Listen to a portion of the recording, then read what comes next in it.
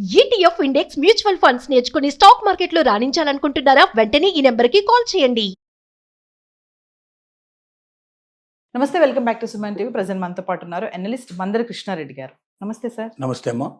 Sir, ఇల్లు అనేది ఎవరికైనా ఒక కళ. అది ఎక్కడైనా సరే, ఇండియా కానీ అమెరికా కానీ ఇంకెక్కడైనా సరే.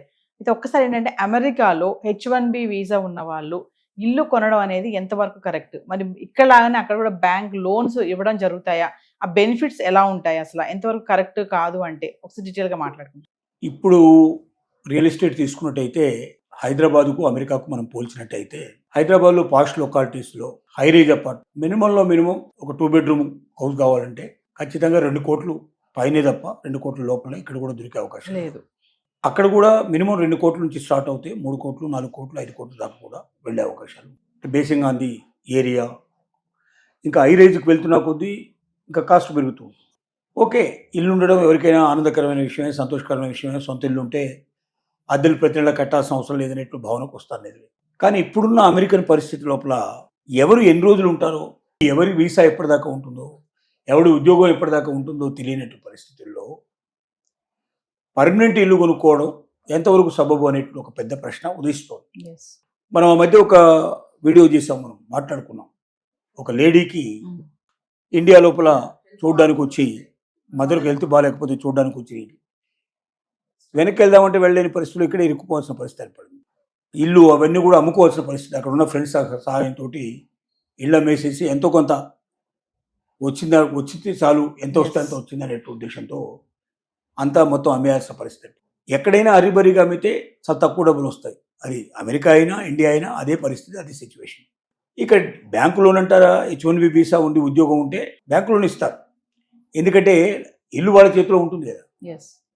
ఇంటి మీద పూర్తి హక్కులు, ఆ డబ్బులు పూర్తి అయ్యేదాకా బ్యాంకే ఉంటాయి కాబట్టి కట్టడానికి, రీపేమెంట్ చేయడానికి అవకాశం ఉందంటే H1B వీసా ఉంది, ఆల్రెడీ ఉద్యోగంలో ఉన్నారు కాబట్టి మంత్లీ ఇంత అమౌంట్ వస్తుంది, మంత్లీ ఇన్స్టాల్మెంట్ పే చేయగలనేది వాళ్ళకి సంబంధించిన పే స్లిప్ ద్వారా వాళ్ళు ప్రూవ్ చేసుకుంటారు. ఇంతవరకు బాగానే ఉంది. అలాగే ఇన్కమ్ ట్యాక్స్లో బెనిఫిట్స్, రిబేట్స్ ఇవన్నీ కూడా ఇండియాలో ఉన్నట్టుగానే అమెరికాలో కూడా కొన్ని రిబేట్స్ ఉన్నాయి.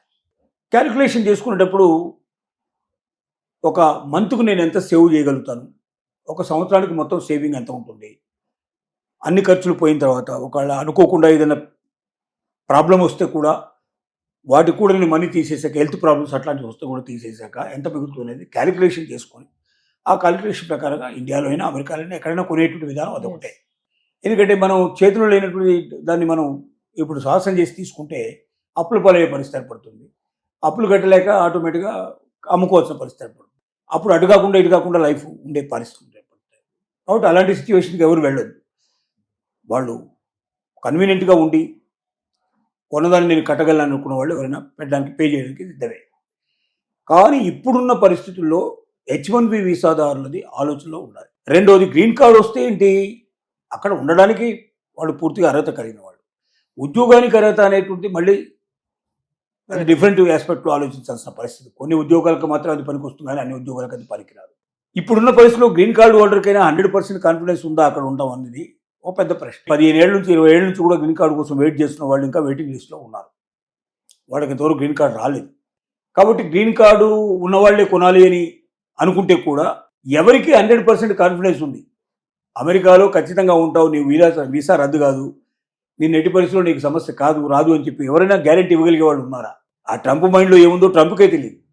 ఇలాంటి పరిస్థితుల్లో పర్మనెంట్ ఇళ్లకు వెళ్ళడం కన్నా అమెరికాలో పరిస్థితులన్నీ చక్కబడి ఖచ్చితంగా వలసదారుల యొక్క భవిష్యత్తు ఏమిటో తెలిసేదాకా పర్మనెంట్ ఇళ్ళు కొనుక్కోవడం అనేది సబబైన విషయం కాదు అని మేధావుల యొక్క ఆలోచన. ప్రస్తుతానికి రెంట్ కట్టేసుకుంటూ పోతే జాబ్ ఉన్నంతకాలం రెంట్ కడుతుంటారు. జాబ్ ఎప్పుడైతే పోతే ఇమీడియట్గా వాళ్ళు చటాపుట్ట సర్దుకొని వచ్చేస్తారు, బయటకు వచ్చేస్తారు. అప్పుడు ఏ ఇబ్బంది ఉండదు. అదే సొంత ఇల్లు అయితే దాన్ని అమ్మాలంటే అంత తొందరగా కాదు. పోనీ మనం ఎమర్జెన్సీ ఉండేది మనకు తొందరగా అమ్మి పెట్టండి అంటే ఆటోమేటిక్గా అవతల వాడు ఎంత తక్కువలో కొట్టేసే ప్రయత్నం చేస్తాడు. అవి మనకు చాలా ఇబ్బంది తెప్పించే ప్రయత్నమే తప్ప ఇంకోటి ఉండదు. రెండోది, వడ్డీ వేసుకుంటే డెఫినెట్గా ఇవాళ వడ్డీ లేని తక్కువ ఉండదు. అమెరికాలో అయితే కొంచెం బ్యాంక్ రేట్లు తక్కువ ఉంటాయి కాబట్టి, వడ్డీ రేట్లు తక్కువ ఉంటాయి కాబట్టి కొంతవరకు సబబు ఉంటుంది. ఇండియాలో అయితే మనం ఇవాళ వడ్డీ రేట్లు తీసుకున్నా కూడా చాలా హైయెస్ట్ రేట్లో మనం పెట్టాల్సిన పరిస్థితి ఏర్పడుతుంది.